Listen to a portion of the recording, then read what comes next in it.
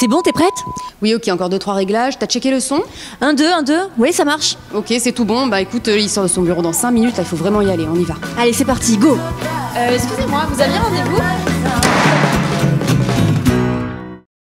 Bonjour, ravie de vous retrouver pour ce nouveau numéro dont n'avait pas rendez-vous.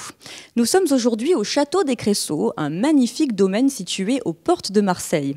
C'est ici que sont élaborés les spiritueux imaginés par Guillaume Ferroni, un jeune entrepreneur également à la tête du bar à cocktail clandestin le Carination à Marseille. Sans plus tarder, je vous propose d'aller à sa rencontre. Suivez-moi. Guillaume Ferroni, bonjour. Bonjour, bienvenue. Merci. Alors étonnant ce lieu, où nous trouvons-nous? Alors, on se trouve au chai, nous on appelle le chai numéro 1, Château des Cressaux, c'est notre premier chai, c'est le chai historique. Un lieu qui a beaucoup de charme. Alors revenons un petit peu, si vous le voulez bien, sur votre parcours. Comment vous est venue cette passion pour les alcools, les spiritueux, au point de vouloir en fabriquer? Alors c'est un long parcours, Alors, mon ADN, c'est un ADN, on va dire, d'entrepreneur. J'ai repris ce site il y a 98, donc ça fait bientôt 20 ans. Et pour payer mes dettes, j'ai fait un peu tous les métiers. Donc, j'ai notamment fait le métier de barman. Et je suis tombé amoureux de cette profession. Donc, j'ai ouvert ultérieurement après 2 autres bars. Et rapidement, j'ai commencé à produire mes spiritueux. Et dans le bar, il y a une partie qui m'intéresse particulièrement, c'est l'historique. Et donc, j'ai travaillé beaucoup sur l'historique des spiritueux. Et Marseille avait un riche héritage en rhum.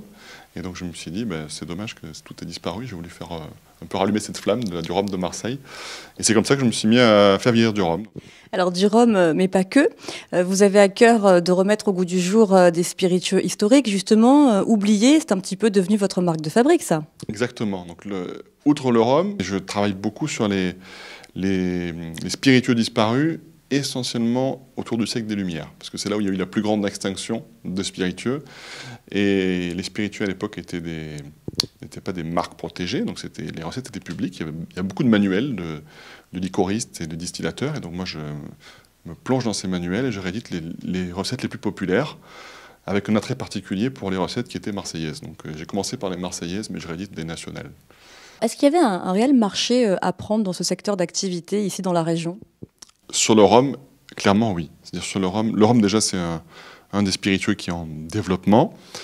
Et le fait d'avoir quelque part affiché une attache marseillaise, nous on a trouvé vraiment une réponse.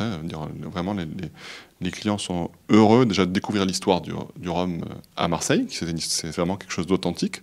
Et la deuxième chose, c'est qu'ils sont heureux de boire du produit marseillais. Là où c'est plus compliqué, c'est les spiritueux anciens tout court, non rhum, que je réédite les spiritueux, moi, avant tout par curiosité, pour voir qu'est-ce qu'on buvait il y a 200 ans ou 300 ans.